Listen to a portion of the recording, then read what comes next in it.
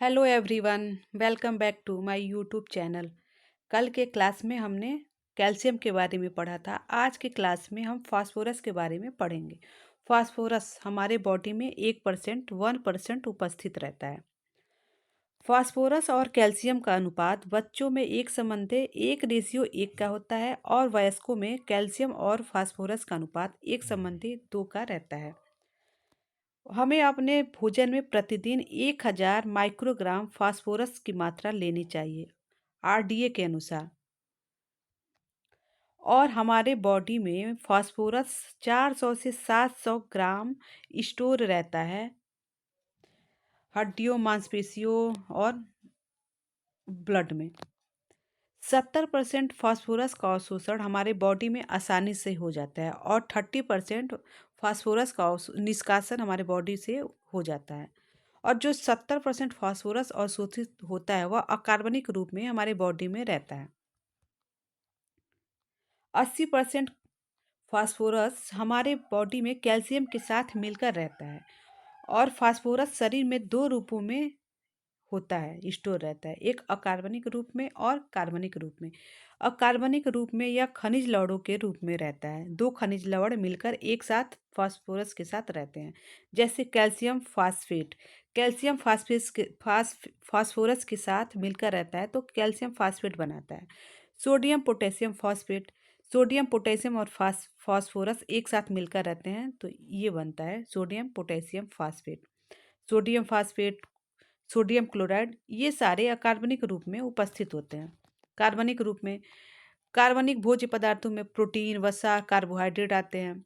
इनके साथ फास्फोरस मिलकर रहता है न्यूक्लियोप्रोटीन के रूप में, फास्फोप्रोटीन के रूप में, फास्फोलिपिड के रूप में और कोएंजाइम के रूप में। फास्फोरस और प्रोटीन मिलकर रहेंगे तो फास्फोप्रोटीन बनाएंगे। फास्फोरस और वसा, फैट मिलकर रहेंगे तो फास्फोलिपिड बनाएंगे। सभी स्रोत सभी प्रकार के भोज्य पदार्थों में सामान्यतः फास्फोरस पाई जाती है। दूध, दाल, अंडा, मांस, अनाज, मछली, ये सब फास्फोरस के उत्तम स्रोत हैं। फास्फोरस के कार्य। फास्फोरस हमारे हड्डियों व दांतों के निर्माण के लिए अत्यंत ही आवश्यक है। कैल्शियम और फास्फोरस दोनों। न्यूक्लियो प्रोटीन व न्यूक्लिक अम्ल के निर्माण में फास्फोरस की आवश्यकता पड़ती है। जो न्यूक्लियो प्रोटीन होती है हमारे कोशिकाओं सेल्स में उपस्थित होती है। इन सब के निर्माण के लिए फास्फोरस की आवश्यकता होती है। हमारे बॉडी में केंद्रक होता है, न्यूक्लियस, उसमें क्रोमोसोम्स, गुणसूत्र होते हैं। गुणसूत्रों में क्रोमोसोम या क्रोमेटिन धागे होते हैं इनके निर्माण के लिए। और क्रोमोसोम्स में न्यूक्लिक अम्ल होता है और इन सब के निर्माण के लिए हमें फास्फोरस की आवश्यकता होती है। इन सब का निर्माण फास्फोरस की उपस्थिति में ही होता है।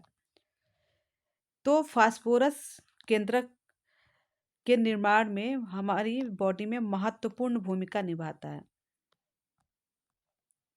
कार्बोहाइड्रेट के उपापचय में सहायता करता है। हम जो भी खाद्य पदार्थ खाते हैं तो उसकी रासायनिक अभिक्रिया होती है। माइटोकांड्रिया में एटीपी, जो ऊर्जा होती है माइटोकांड्रिया से एडीपी के रूप में परिवर्तित होती है, फिर एडीपी एडीपी से एटीपी में परिवर्तित होती है। और इन सब प्रोसेस के लिए फास्फोरस आवश्यक होता है। अम्ल क्षार के संतुलन में हाइड्रोजन आयन के संयोजन की अद्भुत क्षमता फास्फोरस में होती है।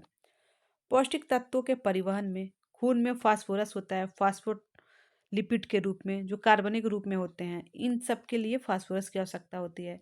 ऊर्जा उत्पादन क्रिया में सहायता करता है। ऊर्जा उत्पादन की 3 क्रियाएं हमारे बॉडी में होती हैं।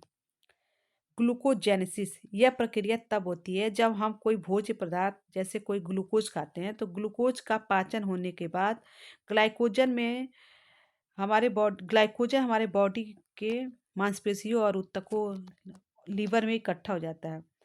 तो ग्लूकोज का ग्लाइकोजन में परिवर्तन ग्लाइको या ग्लूकोजेनेसिस की प्रक्रिया कहलाती है। इसके लिए फास्फोरस की आवश्यकता पड़ती है। फिर ग्लाइकोजन जो हमारे बॉडी में इकट्ठा होता है तो यह ग्लूकोज में परिवर्तित होता है, तो यह प्रक्रिया ग्लूकोजीनोलिसिस कहलाती है। जब कभी हम उपवास या व्रत रखते हैं या लंबे समय तक भोजन नहीं करते हैं, उस स्थिति में जो हमारे बॉडी में, लीवर में, यकृत में, मांसपेशियों में जो ग्लाइकोजन स्टोर होता है तो वह हमें ऊर्जा के रूप में ग्लूकोज की प्राप्ति होती है। तो ग्लाइकोजन का ग्लूकोज में परिवर्तन की प्रक्रिया ग्लूकोजिनोलिसिस कहलाती है। ये सारे तीनों टर्म एग्जाम में खूब पूछे जाते हैं। फिर हम जब वसा या प्रोटीन वाली वस्तुएं खाते हैं तो उससे हमें जो ऊर्जा प्राप्त होती है ग्लूकोज के रूप में, वह प्रक्रिया वसा और प्रोटीन के बाद ग्लूकोज बनने की प्रक्रिया ग्लूकोनियोजेनेसिस कहलाती है। इन तीनों के लिए फास्फोरस की आवश्यकता पड़ती है। कैल्शियम के अवशोषण के लिए फास्फोरस आवश्यक होता है, या कैल्शियम के अवशोषण के लिए फास्फोरस सहायता करता है। कैल्शियम के अवशोषण क्षमता को बढ़ाता है। फास्फोरस का चयापचय, जहाँ भी प्रोटीन वाली वस्तुएं होंगी वहाँ फास्फोरस का अवशोषण सुगमता से हो जाता है। जैसे मांस, मछली, अंडा, पनीर, दूध, इन सारी चीज़ों में प्रोटीन और फास्फोरस दोनों उपस्थित होते हैं, इसलिए इनका एब्जॉर्बेशन, अवशोषण आसानी से हो जाता है प्रोटीन और फास्फोरस का। फास्फोरस का अवशोषण विटामिन डी व प्रोटीन की उपस्थिति में आसानी से हो जाता है। जहाँ भी फास्फोरस, विटामिन डी और कैल्शियम होगा वहाँ इन पदार्थों का अवशोषण आसानी से हो जाता है।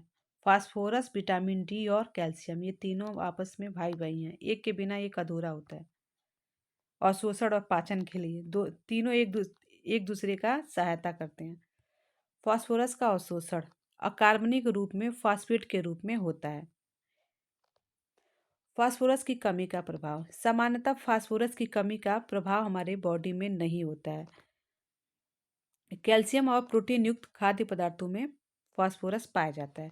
जब भी हम अपने भोजन में कैल्शियम और प्रोटीन युक्त खाद्य पदार्थ लेते हैं तो हमें फास्फोरस की आवश्यकता, हमारे बॉडी में आवश्यकता जो होती है वो पूरी हो जाती है कैल्शियम और प्रोटीन युक्त पदार्थ लेने से।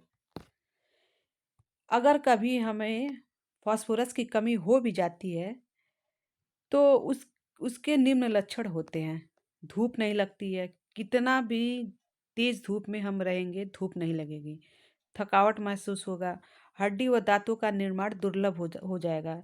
हमारे दांतों का ग्रोथ नहीं होगा, अगर ग्रोथ होगा भी तो टेढ़े मेढ़े दांत उबड़ खाबड़ जमेंगे, निकलेंगे। शारीरिक वृद्धि में कमी होगी।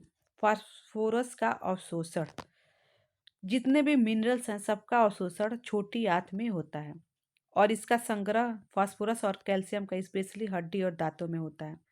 इसका उत्सर्जन यूरिन से होता है और प्रतिदिन इसकी दैनिक मांग 1000 माइक्रोग्राम होती है आरडीए के अनुसार। आरडीए।